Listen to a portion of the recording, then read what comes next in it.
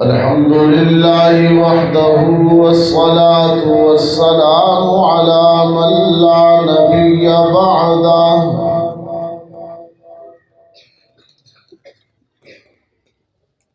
وعلى آله وأصحابه الذين أوفوا عهده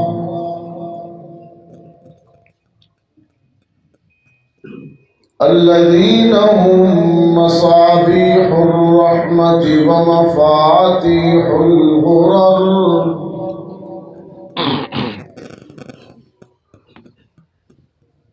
أعوذ بالله من الشيطان الرجيم بسم الله الرحمن الرحيم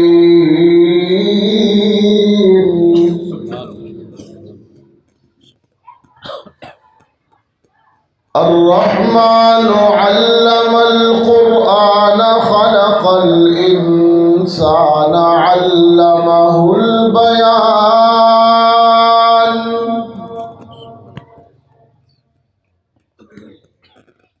الشمس والقمر بحسبان والنجم والشجر يسجدان والسماء رفعها ووضع الميزان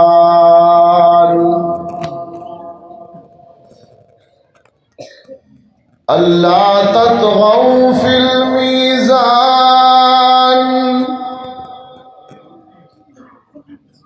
وأقيموا الوزن بالقسط ولا تخسروا الميزان والأرض وضعها للأنام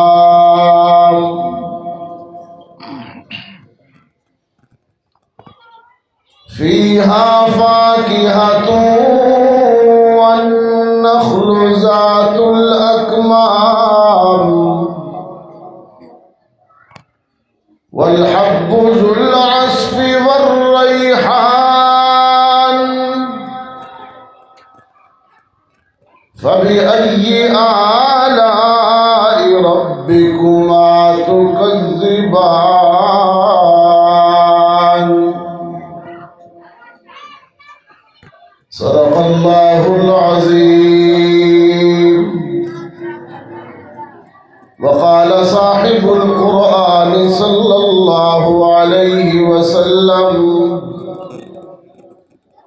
خيركم من تعلم القرآن وعلمه وصدق رسولك النبي الأمي الكريم ونحن على ذلك لمن الشاهدين والشاكرين والحمد لله رب العالمين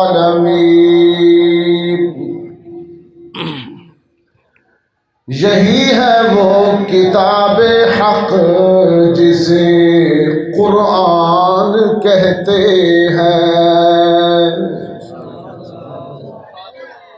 اسے فرقان کہتے ہیں اسے برہان کہتے ہیں تعارف یہ کراتی ہے خداوند تعالی کا فرشتوں کا کتابوں کا حبیب حق تعالی کا نہ کچھ تحریف کا خطرہ نہ خدشہ کچھ خیانت کا خدائے پاک خود ضامن ہے اس کی حفاظت کا اسی نے بھید کھولا ہے نبوت کا خلافت کا اسی نے راز بتلایا ہے قوموں کی امامت کا اللهم صل على محمد وعلى آل محمد كما صليت على إبراهيم وعلى آل إبراهيم إنك حميد مجيد. اللهم بارك على محمد وعلى آل محمد كما باركت على إبراهيم وعلى آل إبراهيم إنك حميد مجيد.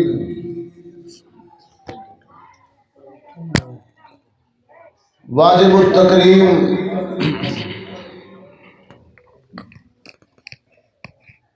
میزبان مکرم حضرت حافظ اسرار احمد صاحب زیدہ مجدہ کی دعوت پر آج ہم سب یہاں جامع مسجد بلال پشاور میں جامعہ عائشہ صدیقہ للبنات اور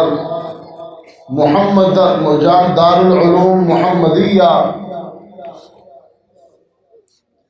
کے طالبات اور طلباء کے دستار فضیلت اور رضا پوشی کے موقع پر ان کی حوصلہ افزائی کے لیے ہم سب جمع ہوئے. رب العزت ان بچوں کو اور بچیوں کو مزید کامیابیاں نصیب فرمائے. میں سب سے پہلے ان طلباء کو طالبات کو مبارکباد دیتا ہوں. ابھی مجھے بتایا گیا کہ قریباً الحمدللہ 184 طلباء و طالبات مختلف دینی علوم، نازلہ قرآن، حفظ قرآن، ترجمہ قرآن، علم قرآن، مختلف شعبوں کے اندر 200 کے قریب طلباء و طالبات نے اپنا علمی سفر مکمل کیا. میں ان کو مبارکباد دیتا ہوں اور ان کے والدین کو، ورثاء کو، مدرسے کی انتظامیہ کو اللہ تعالیٰ اس پورے ادارے میں اس دینی شمع کی اس روشنی کو پھیلائے اور اس کی خدمات کو قبول فرمائے. مجھ سے رابطہ میں رہے حضرت مولانا شکیل صاحب اور مجھے حکم فرمایا آج کی اس تقریب میں حاضر ہونے کا. الحمدللہ ہم مل بیٹھے ہیں. اللہ تعالی ہمارا مل کر بیٹھنا بھی قبول فرمائے. طالبات خواتین کثیر تعداد میں موجود ہیں اور انہی میں بعض بچیاں عالمات بھی بنی. سب کہیں الحمدللہ. مغرب کا، یورپ کا بہت بڑا ہدف ہے. ان کا اپنا گھر نہیں بچا. ہمارے گھروں میں وہ اپنی تہذیب پہنچانا چاہتا ہے، ہمارے فیملی سسٹم کو توڑنا چاہتا ہے. اس سلسلہ میں اس کا بنیادی ہدف خاتون ہے. کبھی اسے برابری کے حقوق کا جھانسا دے کر، کبھی آزادی کا نعرہ لگوا کر ہر ممکن کوشش ہے کہ عورت چار دیواری سے بازار تک آ جائے اور مسلم معاشرے کی جو خاص پہچان مضبوط خاندانی نظام ہے اسے وہ توڑنا چاہتا ہے. لیکن الحمدللہ جب تک قرآن ہے، قرآن والے ہیں، رسول اللہ کا فرمان ہے اور رسول اللہ سے امت کی محبت ہے، انشاءاللہ دشمنان دین اپنے منصوبوں میں ناکام ہوں گے.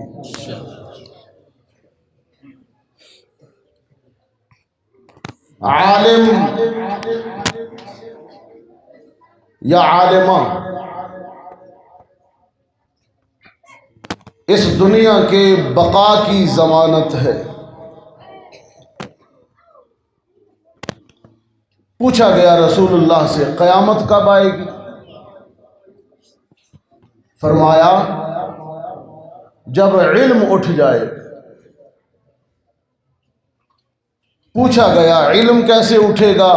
حروف کتابوں سے مٹ جائیں گے یا کتابیں اٹھا لی جائیں گی؟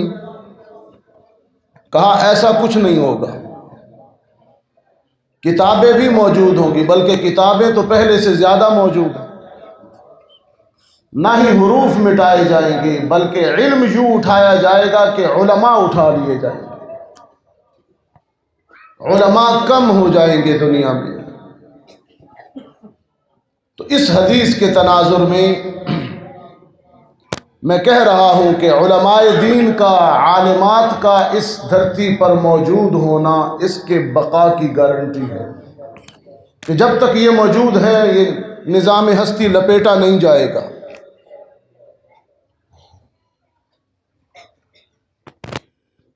اور اس کے باوجود مجھے گلہ بھی ہے،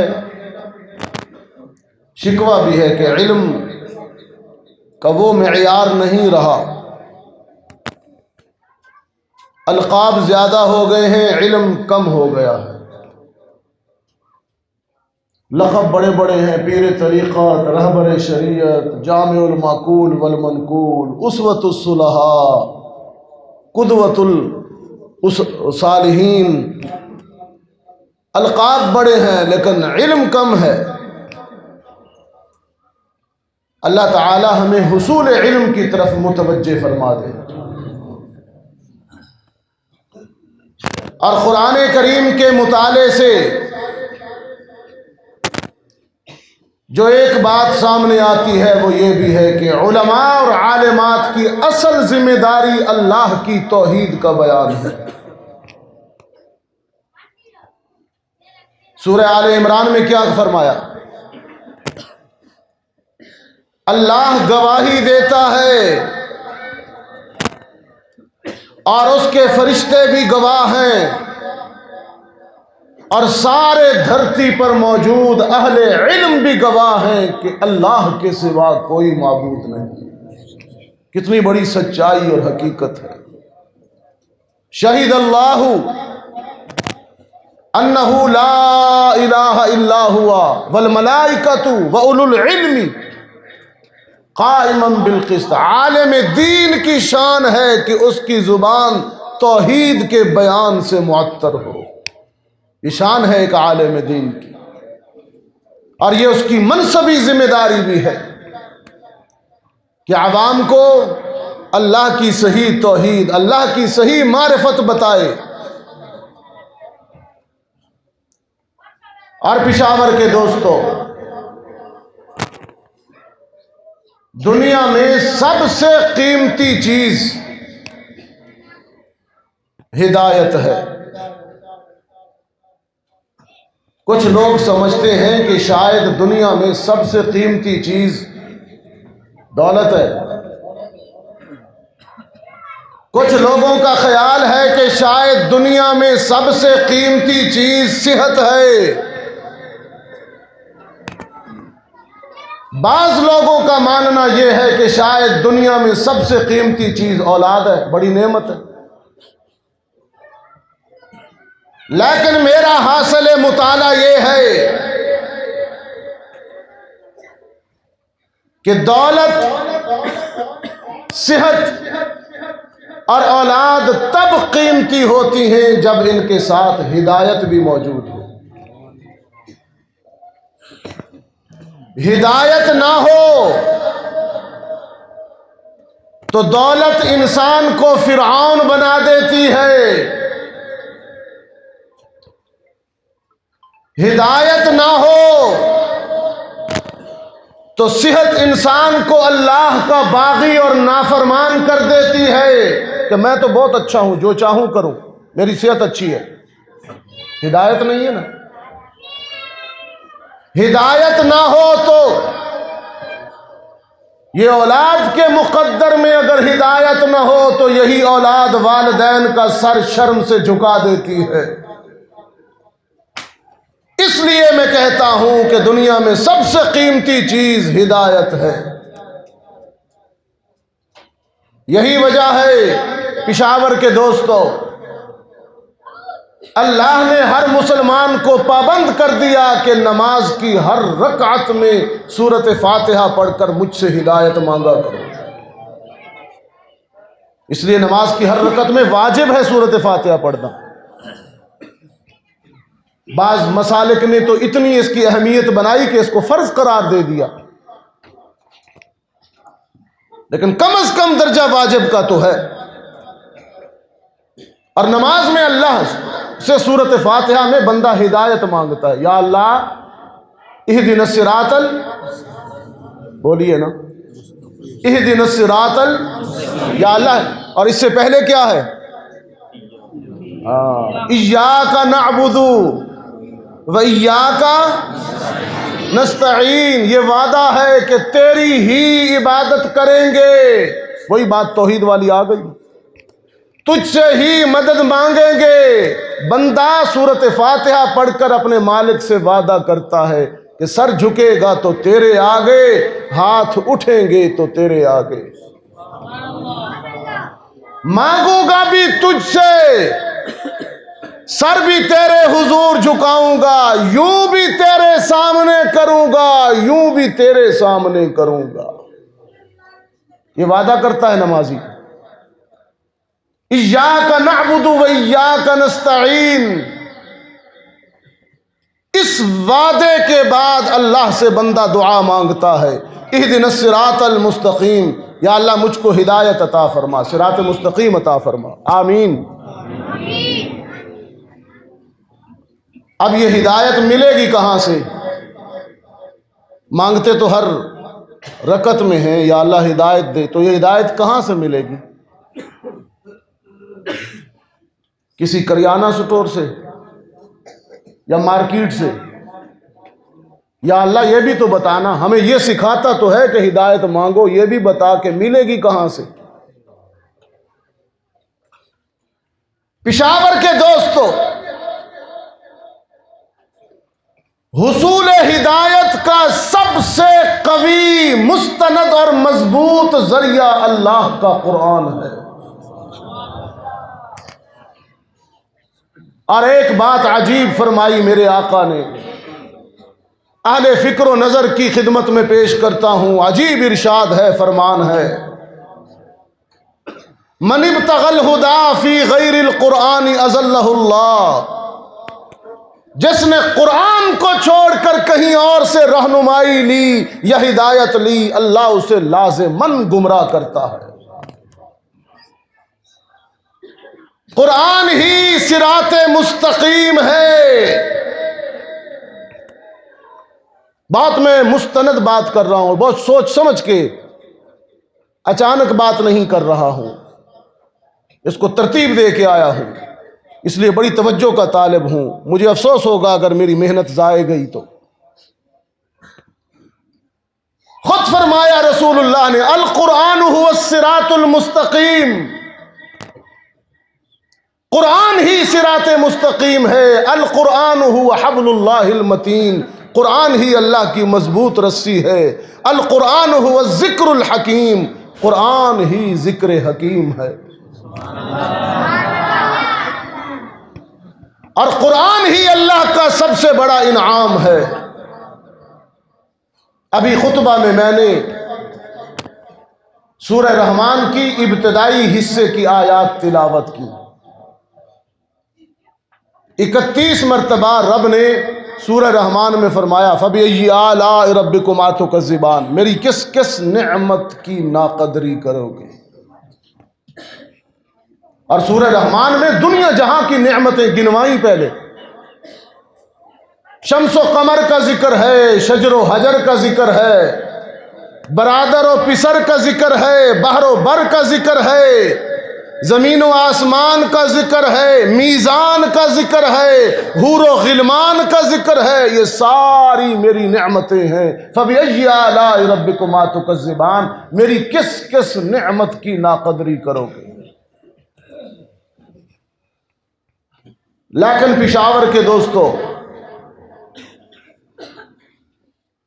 سورہ رحمان میں اللہ کی جن نعمتوں کا ذکر ہوا ان میں سب سے پہلے جس انعام کا تذکرہ ہوا اس پہ بھی غور کیجیے. یہ تو بعد کی باتیں ہیں نا.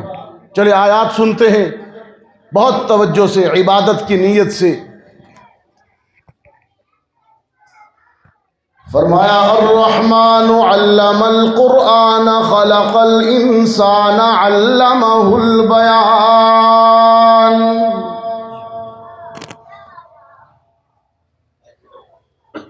الشمس والقمر بحسبان والنجم والشجر يسجدان والسماء رفعها ووضع الميزان ألا تطغوا في الميزان وأقيموا الوزن بالقسط ولا تخسروا الميزان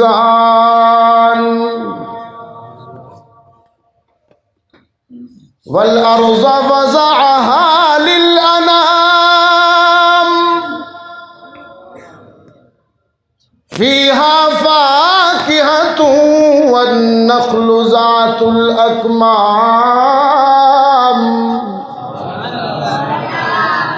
والحب ذو العصف والريحان فبأي آلاء ربكما تكذبان.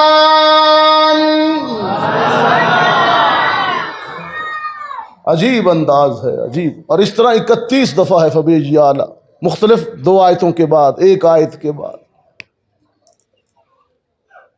یہ بھی میرا انعام ہے کہ میں نے آسمان کو بغیر ستونوں کے تمہارے سروں پر چھت بنا کے قائم کر دیا. والسماء رفعها، یہ بھی میرا کرم ہے کہ میں نے سورج کو حرارتوں کا مرکز بنا دیا. دھوپ عطا کی تمہیں، دھوپ کتنی بڑی نعمت ہے میرے. سردیوں میں کوئی 20-25 دن سورج نہیں نکلا تو دھوپ کی قدر معلوم ہوئی.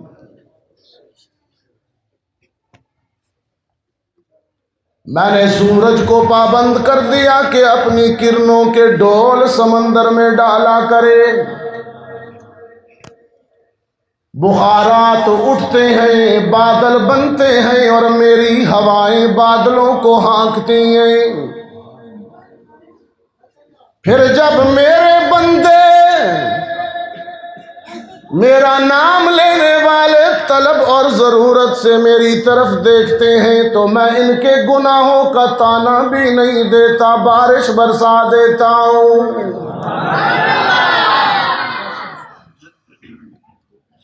وَالْأَرْضَ وَضَعَهَا لِلْأَنَامِ فِيهَا فَاكِهَةٌ وَالنَّخْلُ ذَاتُ الْأَكْمَامِ. میں نے دھرتی کے سینے کو مخلوقات کی رہائش بنا دیا. وَالْأَرْضَ وَضَعَهَا لِلْأَنَامِ.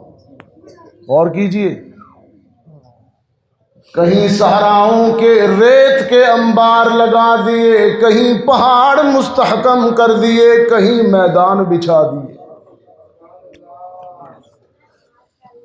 کہیں زمین کے سینے کو پانی سے بھر کر سمندروں میں بدل دیا. یہ سب میرا انعام ہے. وَالْأَرْضَ وَضَعَهَا لِلْأَنَامِ فِيهَا فَاكِهَةٌ وَالنَّخْلُ ذَاتُ الْأَكْمَامِ. اور پھر میں نے زمین کے پیٹ کو تمہارے لیے رزق کا خزانہ بھی بنا دیا، رزق کا سٹور بنا دیا، بھر دیا. اس کو تمہاری غذائی ضروریات سے بھر دیا پیٹ شکم زمین کو. لیکن پشاور والوں، نعمتوں کے اس بیان میں، انعامات کی اس فہرست میں سب سے پہلی نعمت جو میرے رب نے ذکر کی اس پہ بھی تو غور ہونا. انعامات کی اس فہرست میں، نعمتوں کے اس بیان میں، رب العالمین نے سب سے پہلی نعمت، سب سے پہلا جو انعام ذکر کیا وہ یہ ہے، الرحمن علم القرآن۔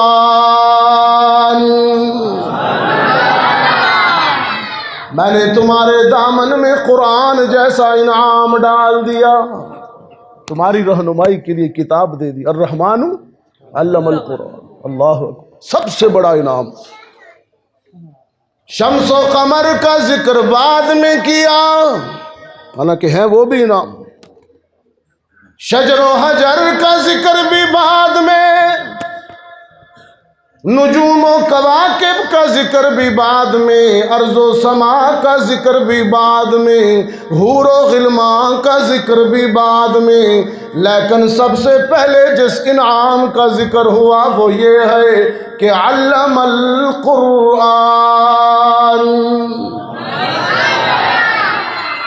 میں نے تمہیں قرآن عطا کیا، قرآن والوں خوش ہو جاؤ۔ بہت بڑا اللہ کا انعام ہے، اللہ نے جن کے دامن میں، جن کے سینے میں اس نعمت کو محفوظ کیا۔ فخر کیا کرو اور قدر بھی کیا کرو۔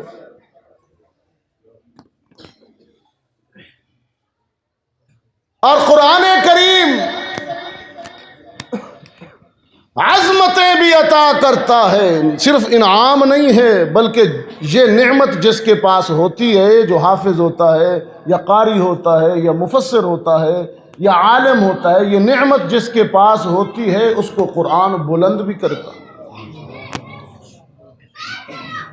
یقین جانیے، ایک حدیث میں ہے، رسول اللہ نے فرمایا، اللہ نے جس کو قرآن جیسی نعمت دی ہو اور پھر وہ صاحب قرآن دنیا کی کسی دوسری نعمت کو احساس کمتری سے دیکھے کہ اپنے آپ کو کم سمجھے اور دولت کو یا گاڑی کو یا دوسرے کی کسی دنیاوی چیز کو دیکھ کر احساس کمتری کا شکار ہو، رحمت عالم نے فرمایا اس نے اللہ کی اس نعمت کی ناقدری کی۔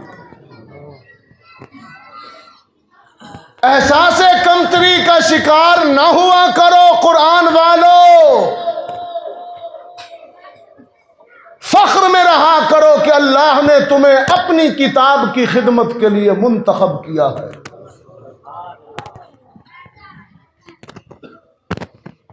آپ دیکھیے نا،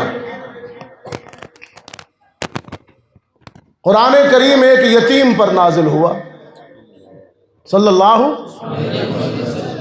اور وہ یتیم اتنا بلند ہوا، اتنا بلند ہوا،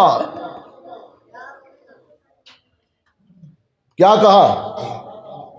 ابھی رجب گزرا ہے، شب معراج کے حوالے سے آپ نے علماء سے بات سنی۔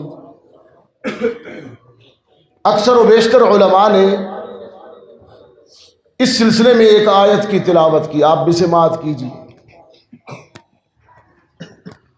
فرمایا سبحان الذي اسرا بعبده ليلا من المسجد الحرام الى المسجد الاقصى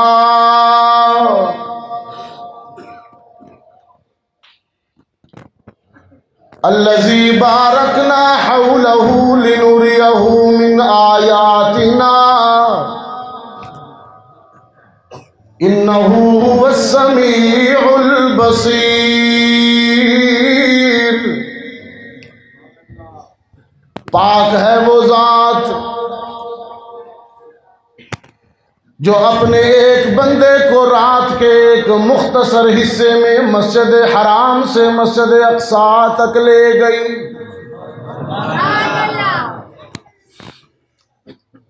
رحمت عالم صلی اللہ علیہ وسلم فرماتے ہیں میں مسجد حرام سے مسجد اقصیٰ پہنچایا گیا براق پر۔ جبریل نے براق اقصیٰ کے باہر باندھا،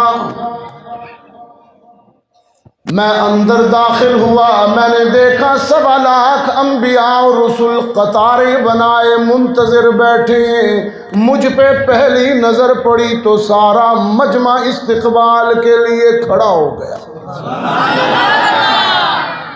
کیا شان ہے! قصدن آیا ہوں اس عنوان پر کچھ کہنا چاہ رہا ہوں۔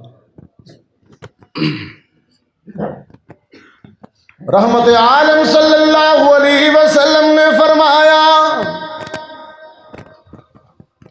معراج کی شب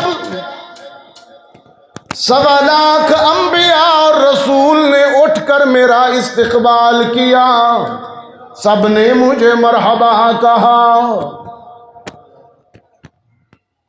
اور جبریل نے اذان دی مؤذن بن کر، پھر اقامت کہی مکبر بن کر، اور پھر میرا ہاتھ پکڑ کر یہ کہہ کر مصلی پہ کھڑا کر دیا، آمنہ کے لال آج 7 لاکھ انبیاء بھی پیچھے ہو گئے، آج تورات والا بھی مقتدی بن کر صف میں کھڑا ہوگا، آج انجیل والا عیسیٰ بھی مقتدی ہوگا، آج زبور والا داؤد بھی مقتدی ہوگا، آج امامت کے لیے مصلی پہ اسے کھڑا کیا جائے گا جو صاحب قرآن ہوگا۔ کتنی عظمت ملی! سرکار دو عالم صلی اللہ علیہ وسلم فرماتے ہیں، میں نے 7 لاکھ انبیاء کو اقصیٰ میں امامت کروائی۔ اللہ آج مسجد اقصیٰ کو آزادی عطا فرما۔ یہود و نصارہ دشمن ہو گئے، اس مسجد کو اکھیڑ دینا چاہتے ہیں، گرا دینا چاہتے ہیں۔ میں نے کہا، سوچا انہیں کیوں ایک مسجد سے حسد ہے؟ پھر بات سمجھ آئی، اصل میں یہ مسجد سے حسد نہیں کرتے، میرے آقا کی عظمت ہضم نہیں ہوتی۔ یہی تو وہ جگہ تھی جہاں موسیٰ کلیم بھی مقتدی تھے، یہی تو وہ جگہ تھی جہاں عیسیٰ مسیح بھی مقتدی تھے اور عرب کا یتیم مقتدا تھا۔ اور اس بات کی شہادت اور عینی شاہد، اس عظمت کی گواہ مسجد اقصیٰ تھی۔ تمہیں یہ عظمت ہضم نہیں ہو رہی۔ اسلام کے اور بانی اسلام محمد عربی کے دشمن تو ہیں یہ۔ میں نے کہا، مسجد اقصیٰ کی عظمت یہ ہے کہ یہ سنگم ہے سفر کے دونوں حصوں کا۔ اللہ کے رسول مکہ سے چلے، یہ مسجد اقصیٰ میں آ گئے، یہاں نبیوں کو امامت کرائی، اور پھر مسجد اقصیٰ سے یہ چلے اوپر اور وہ عرش معلیٰ تک گئے۔ سفر کے 2 حصے ہیں، ایسے زمین سے زمین تک، ایک ملک سے دوسرے ملک تک، اور پھر ایسے زمین سے عرش تک۔ ان دونوں سفر کے دونوں حصوں کا جوائنٹ سنگم اور مرکز مسجد اقصیٰ ہے۔ اس لیے میں کہتا ہوں کہ تو ہے سنگم، تو ہے سنگم اسراء و معراج کا، جوائنٹ ہے، تو مرکز ہے۔ اس کو اسراء، سبحان الذی اسراء، اور وہ معراج۔ میں نے کہا، تو ہے سنگم اسراء و معراج کا، تو نے دیکھا وہ منظر کہ سب انبیاء ایک امی لقب کی کریں اقتدا،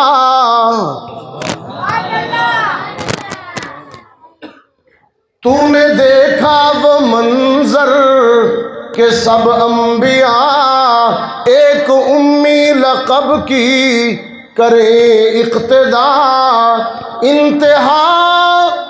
انتہا جس سفر کی ہے عرش بری، ابتدا اس سفر کی ہے تیری زمین.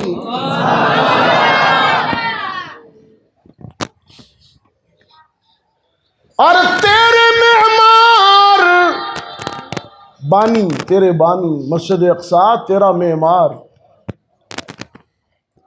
اور تیرے معمار حضرت سلیمان ہے، اور تیرے فاتح عمر اور سلطان ہے.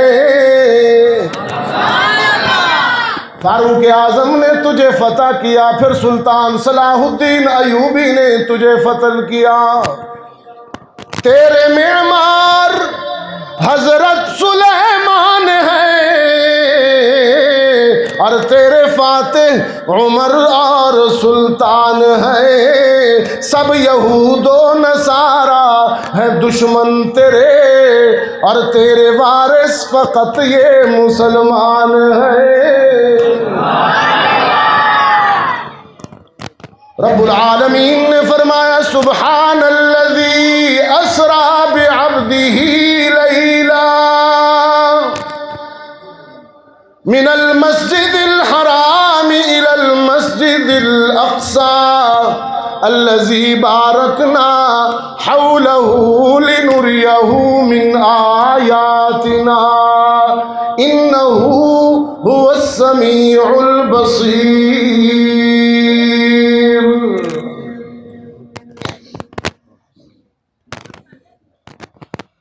نبیوں کو امامت کرانے کے بعد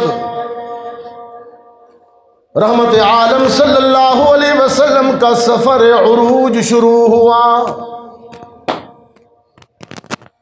پشاور والوں 1.25 لاکھ انبیاء نیچے رہ گئے، 7 آسمان بھی نیچے رہ گئے، روح الامین بھی پیچھے رہ گیا، سدرۃ المنتہا بھی نیچے رہ گئے، جنت المأوا بھی نیچے رہ گئی، عالم امکان بھی نیچے رہ گیا، انسانی وہم و گمان بھی پیچھے رہ گیا، عرش معلا بھی نیچے رہ گیا، اور آمنہ کا لال عبداللہ کا یتیم قاب قوسین کی بلندی پر پہنچ گیا. اتنا عروج، اتنے عروج پر جا کر، اتنی بلندی پر جا کر رب العالمین نے فرمایا محبوبم میرے آقا کی شان دیکھی. رب العالمین نے فرمایا ہم نے ابراہیم کو خلیل کا لقب دیا، ہم نے موسیٰ کو کلیم کا لقب دیا، ہم نے عیسیٰ کو مسیح کا لقب دیا. آج کی رات آپ اتنی بلندی پر آئے ہیں محبوبم، آج ہم آپ کو اپنا حبیب بنا رہے ہیں. انت حبیب اللہ. آپ کہ عروج کا کیا عالم ہے. ہم نے آپ کو کائنات کی ساری خوبیاں عطا کی ہیں.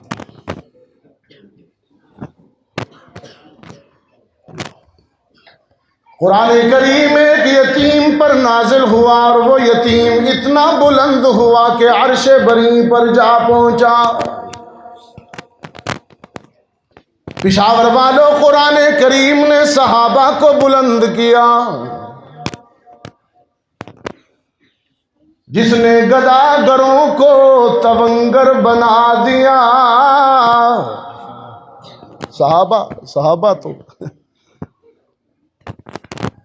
وہ اونٹوں کے چرانے والے زمانے کے امام بنے قرآن کی وجہ سے. کسی نے کہا کہ قرآن آج ہی اثر کیوں نہیں کرتا؟ میں نے کہا تم نے قرآن کو صرف ایصال ثواب تک محدود رکھا نا، تم نے مردوں کے لیے بنا دیا اس کتاب کو. یہ کتاب زندوں کے لیے ہے، تو ہم نے صرف مردوں تک محدود کر دیا. ہائے افسوس. جس نے گداگروں کو تونگر بنا دیا. قرآن نے جس نے گداگروں کو تونگر بنا دیا، بے زر کو چھو لیا تو ابو ذر بنا دیا۔ اور کس کی حکمت نے یتیموں کو، اور کس کی حکمت نے یتیموں کو کیا در یتیم، اور کس نے غلاموں کو زمانے بھر کا مولا کر دیا۔ خود نہ تھے جو راہ پر عالم کے ہادی بن گئے، کیا نظر تھی کہ جس نے مردوں کو مسیحا کر دیا۔ اور بن گئے اونٹوں کے چرواہے زمانے کے امام، امیوں کو رازدان علم و عرفان کر دیا۔ صحابہ کو کیا سے کیا بنا دیا قرآن نے۔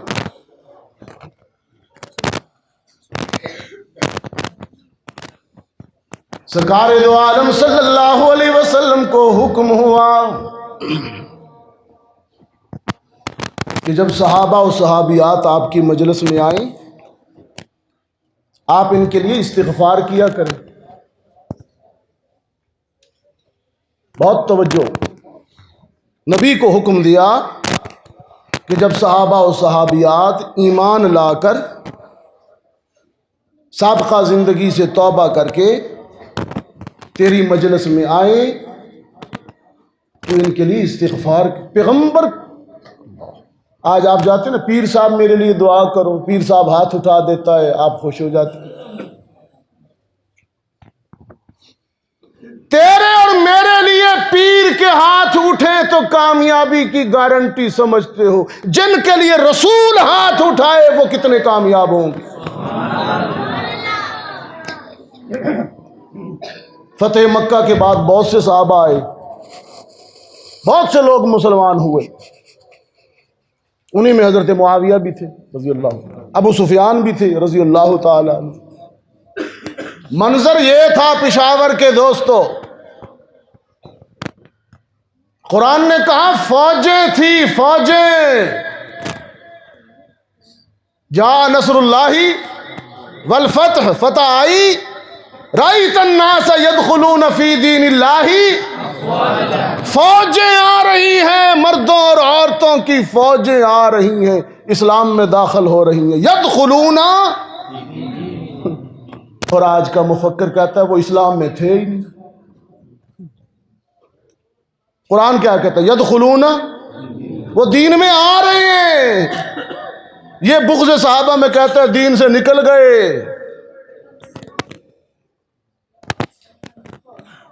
ان کے دخول دین کی شہادت تو قرآن دے رہا۔ عورتیں بھی آئیں، آج چونکہ میں نے سنا کہ میری مائیں بہنیں بھی باپردہ سن رہی ہیں، اور ان کی تقریب ہے، گفتگو کا یہاں سے حصہ میں خواتین کے لیے مختص کرتا ہوں۔ فتح مکہ کے بعد 500 خواتین کا وفد رسول اللہ کی خدمت میں آیا۔ عرض کی اللہ کے رسول ہم بھی ایمان لاتی ہیں۔ ان میں ابو سفیان، حضرت ابو سفیان، حضرت کی بیوی اور حضرت معاویہ کی والدہ بھی تھی۔ ہم بھی ایمان لاتی ہیں، 500 خواتین نے کہا۔ رسول اللہ نے وحی کا اشارہ پا کر فرمایا کہ 6 شرطیں ہیں۔ کتنی؟ سورہ ممتحنہ میں 6 شرطیں ہیں، مجھ سے وعدہ کر لو 6 باتیں تم پوری کرو گی، پھر میں تمہارے لیے اللہ کے آگے سفارش کے لیے ہاتھ اٹھاؤں گا، استغفار کروں گا تمہارے حق میں۔ بس واستغفر لہم الرسول، کہیں کہا واستغفر لہن اللہ۔ صحابہ، مرد صحابہ کے بارے میں بھی کہا، عورتوں کے بارے میں، دونوں کی علیحدہ علیحدہ آیات پڑھ دیتا۔ مردوں کے متعلق کہا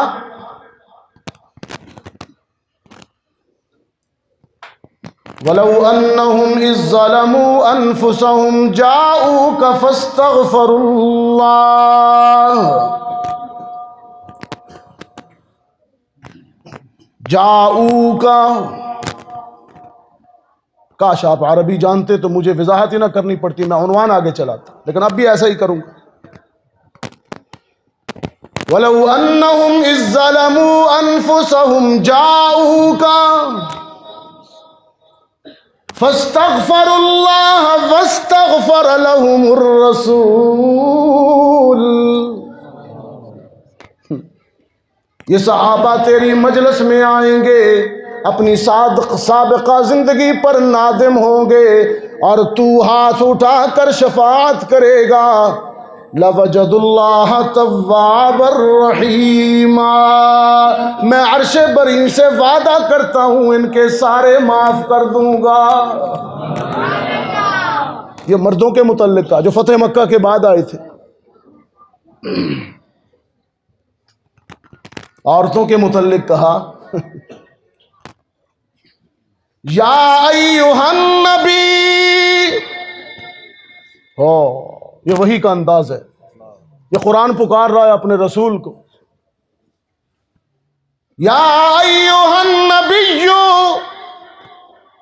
اذا جاءک المؤمنات یبایعنک علی الا یشرکن باللہ شیئا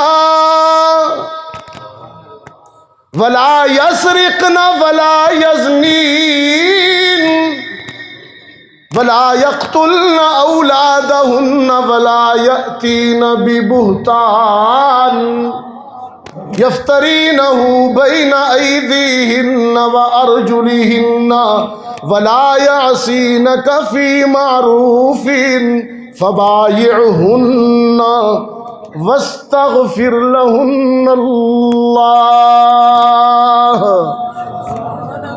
پیغمبر یہ جو ندامت کے اشک بہاتی ہوئی عورتیں،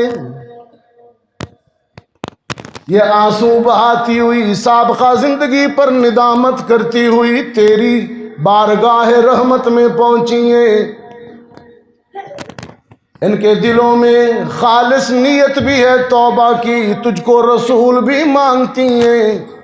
پیغمبر ان کو مسلمان کر، کلمہ پڑھا، اور پھر مجھ سے میری بارگاہ میں ان کے حق میں دعا بھی کر. واستغفر لہن اللہ. رب العالمین نے اعلان فرمایا ان اللہ غفور الرحیم. میں اعلان کرتا ہوں کہ میں تو بہت بخشنے والا ہوں، میں تو کبھی ماضی کا تانا بھی نہیں دیا کرتا. یہ تو لوگ ہیں جو ماضی پر مطعون کرتے ہیں، دنیا نہیں چھوڑتی. رب نے معاف کر دیا، اللہ نے اعلان کر دیا، یہ نہیں چھوڑ رہے آج تک. کیسے بدنصیب ہے. رب العالمین نے اعلان کر دیا ان اللہ غفور الرحیم. اللہ بخشنے والا ہے، اللہ رحمت فرمانے والا ہے. یہ تو صحابہ و صحابیات کی بات تھی.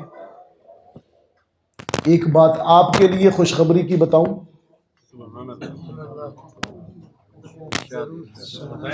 آپ کے لیے میں نے روح قرآن سے پوچھا،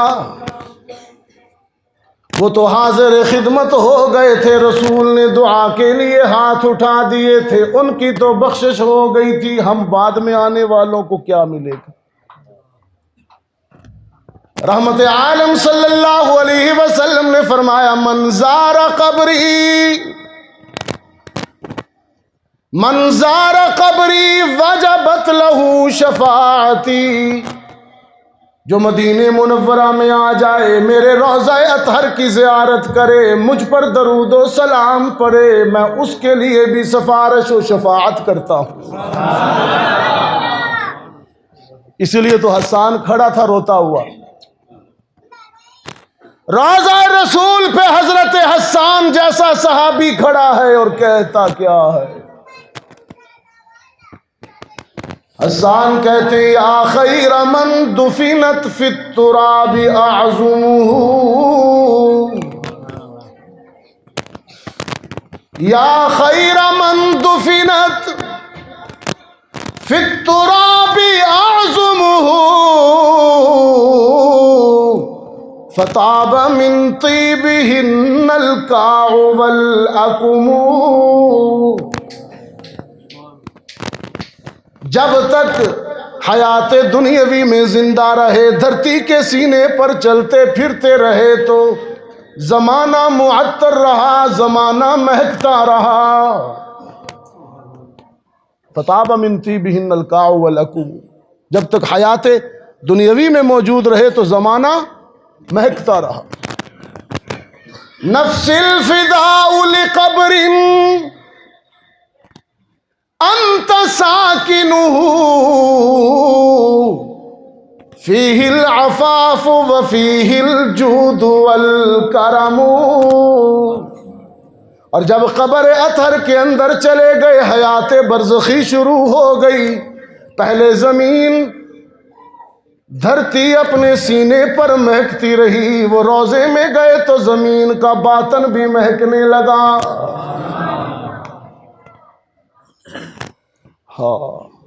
انت الشفیع الذی ترجا شفاعتہ، انت الشفیع الذی ترجا شفاعتہ، علی الصراط اذا ما زلت القدم۔ جب بھی کوئی لغزش، جب بھی کوئی پھسلنے والا صراط مستقیم سے ہٹتا ہے، تیری تعلیمات سنبھال لیتی۔ علی الصراط اذا ما زلت القدم، تیری تعلیمات گمراہ نہیں ہونے دیتی۔ میں اپنی بیٹیوں سے کہا کرتا ہوں، میں اپنی بیٹیوں سے کہا کرتا ہوں، خواتین کو دینی جذبہ اور دینی شوق دلانے کے لیے کہتا ہوں، اسلام نے مرد اور عورت کو حقوق میں یکسانیت عطا کی ہے، عورت کو عزت دی ہے، عظمت دی ہے۔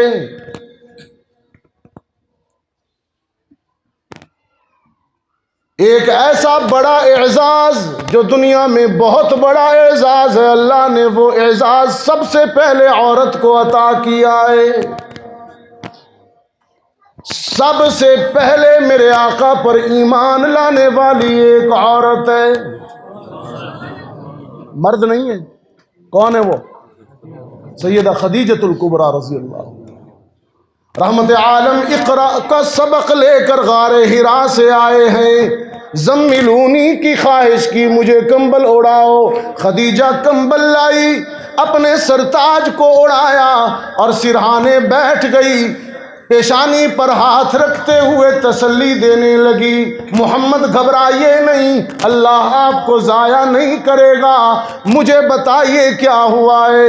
رحمت عالم نے فرمایا، خدیجہ آج غار حرا میں ایک فرشتہ آیا، اس نے مجھے بتایا، اقرأ بسم ربک الذی خلق، خلق الانسان من علق، اقرأ وربک الاکرم الذی علم بالقلم، علم الانسان ما لم يعلم۔ ادھر زبان نبوت سے تلاوت ختم ہوئی، ادھر خدیجہ کے لبوں پہ آ گیا، اشہد ان محمد رسول اللہ۔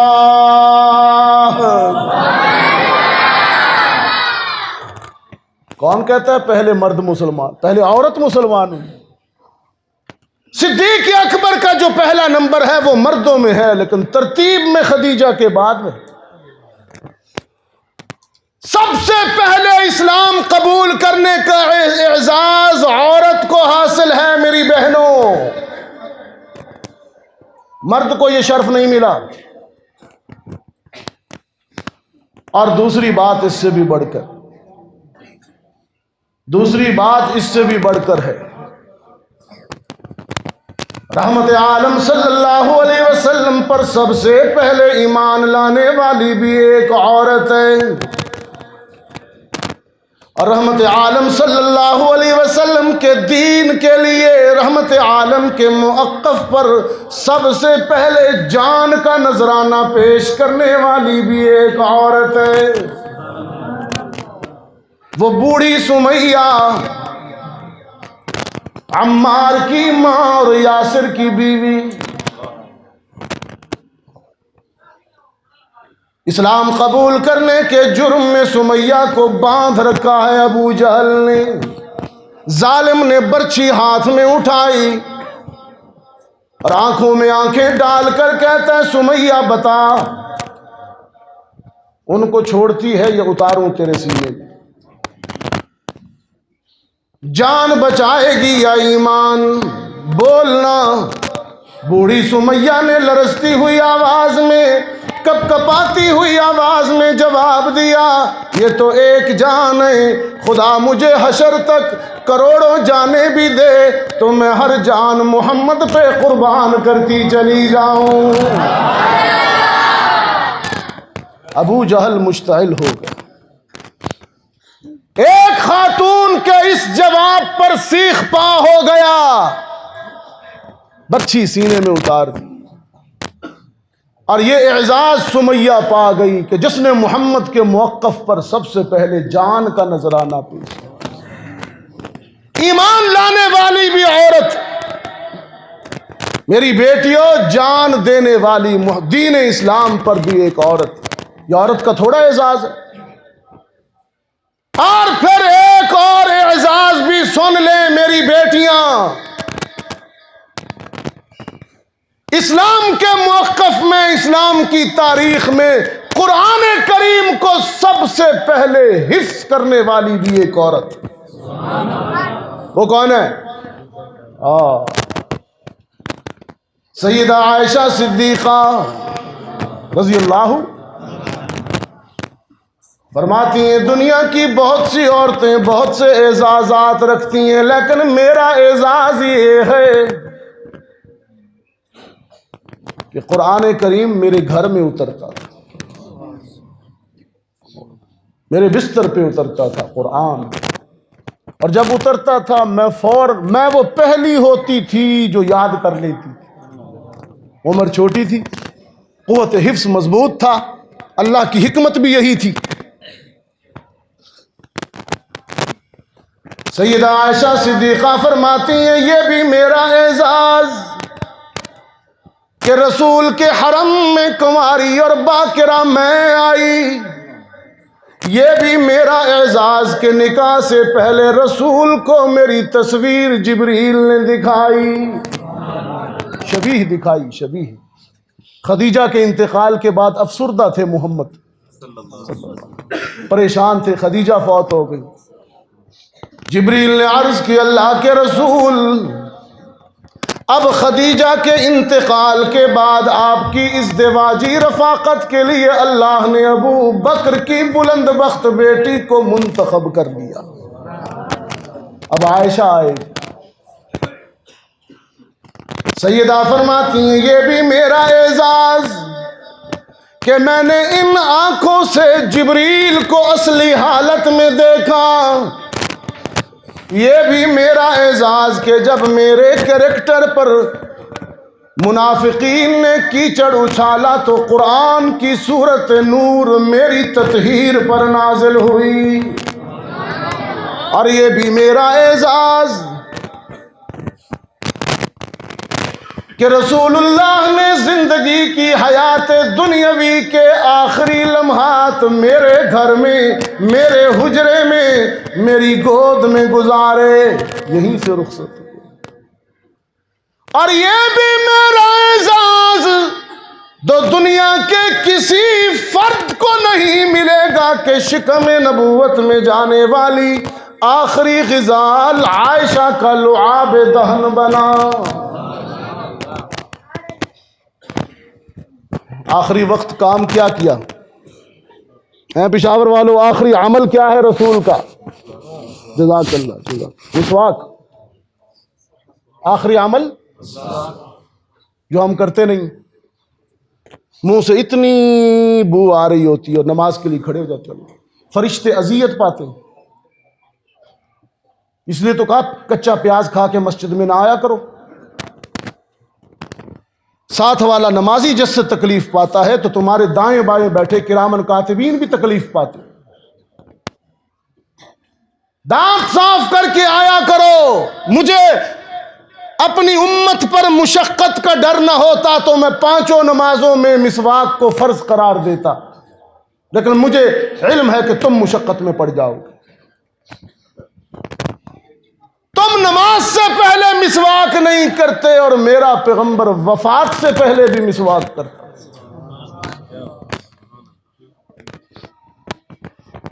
وفات سے قبل عائشہ سے گزارش کی، عائشہ سے حکم دیا، فرمایا مسواک دو. سیدہ نے مسواک پیش کی، فرمانے لگے سخت ہے، بخار نے کمزور کر دیا ہے، چبا کر نرم نہیں کر سکتا، تم اپنے دہن سے چباؤ، نرم کر کے دو.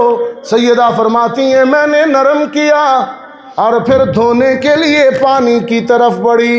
رحمت عالم نے میرا ہاتھ پکڑ لیا، دھو نہیں. یہ مسواک آج میں اسی طرح استعمال کر کے قیامت تک آنے والی دنیا کو عائشہ کی عظمت بتانا چاہتا ہوں. سیدہ فرماتی ہیں کہ میرا چبایا ہوا دہن کا مسواک نبی نے استعمال کیا. میرے گھر سے رخصت ہوئے، یہ میرا اعزاز ہے. میں اپنی بیٹیوں سے کہتا ہوں قرآن کو سب سے پہلے حفظ کرنے والی بھی عورت، نبی پر ایمان لانے والی بھی عورت، نبی کے دین کے لیے جان دینے والی بھی عورت. عورتیں کوئی رتبے میں معیار میں کم ہیں، اللہ نے بڑا مقام دیا ہے. میں بڑی خوشی کا اور مسرت کا اظہار کرتا ہوں اس بات پر کہ ہمارے حافظ اسرار احمد صاحب نے خواتین کی قرآنی تعلیم کی ضرورت کو محسوس کرتے ہوئے آپ کے علاقہ پشاور کے اس حصے میں جو یہ شمع قرآن کی روشن کی، اللہ اس کی حفاظت فرمائے. آپ بھی بڑھ چڑھ کر ان کے ممد و معاون بنے، تنہا نہ چھوڑیے انہیں. پورا عالم دین کا دشمن ہے، تنہا نہ چھوڑیے مدارس کو. انہیں تنہائی کا احساس بھی نہ ہونے دیں، ان کی ضروریات کا خیال رکھا کریں. ہم دنیا کماتے رہتے ہیں اور یہ ہماری اولاد تک قرآن پہنچاتے رہتے ہیں. یہ ہماری نسلوں کی دینی تشخص کی حفاظت کر رہے ہیں. مدارس ختم ہو گئے تو ہماری نسلوں تک قرآن صحیح طریقے سے نہیں پہنچ پائے گا، اللہ کسی اور کو منتخب کر لے گا. اسپین والوں میں 800 سال تک اسلام پرشباب رہا، اب اسلام کا نام بھی نہیں ملتا. تب یہاں پاکستان ہندوستان میں ہمارے بڑے مورتیوں کے سامنے رام رام کر رہے تھے جب ادھر اسلام گونج رہا تھا. انہوں نے ناقدری کی، اللہ نے مسترد کر دیا، ان کو منتخب کر دیا. انہوں نے پتھروں کو توڑا، مورتیوں کو اور بتوں کو توڑا اور اللہ کے دین کے محافظ پاسباں مل گئے کعبے کو صنم خانے سے. اللہ محتاج نہیں ہے ہمارا نہ تمہارا. اللہ اپنے دین کی حفاظت کے لیے پاکستان والوں کا محتاج نہیں ہے، لیکن ہمارا تو اعزاز ہے نا کہ اس نے ہمیں منتخب کیا ہے. آج پوری دنیا کا مسلمان جب اس کے سامنے آپ سے جب ہمارے سامنے سوال آتا ہے کہ بیٹے کو اچھی تعلیم دلانے کے لیے فارن بھیجنا ہے غیر ملک میں، تو نام آئے گا امریکہ کا، یورپ کا، چائنا کا، جاپان و جرمنی کا. لیکن میرا سر فخر سے بلند ہوتا ہے کہ پوری دنیا میں جب نام آتا ہے مسلمان کے سامنے کہ بچے کو اچھی دینی تعلیم دلانی ہے تو کہا جاتا ہے پاکستان بھیجو۔ اللہ نے آپ کو منتخب کر رکھا ہے۔ یقین جانیے جو ماحول ہمارے ملک میں ہے دینی مدارس کا، مساجد کا، وہ کہیں بھی نہیں ہے باقی دنیا میں۔ یہ اللہ کا انتخاب ہے، اس انتخاب کو ٹھوکر مت لگانا۔ اللہ کسی اور کو منتخب کر سکتا ہے، اور کیا اس نے پہلے۔ اپنے اس تشخص کی اور اعزاز کی حفاظت کیجیے، دینی درسگاہوں کا خوب ممد و معاون بنے کہ یہ ہمارے کلچر اور ہمارے ثقافت کو محفوظ رکھنے کا ذریعہ ہے۔ میں آخر میں بچوں کو اور عالمات کو، جو بچیاں عالمات بنیں، ان کو، ان کے گھر والوں کو، حافظ اسرار صاحب کو، حضرات علماء اکرام کو، آپ پورے علاقے والوں کو مبارکباد دیتا ہوں۔ اللہ تعالی ہم سب کی حاضری کو قبول فرمائے۔ وآخر دعوانا ان الحمدللہ رب العالمین۔ دعا۔ ہاں جی، دستار بندی ہوگی، تشریف رکھیں، اس کے بعد دعا ہوگی۔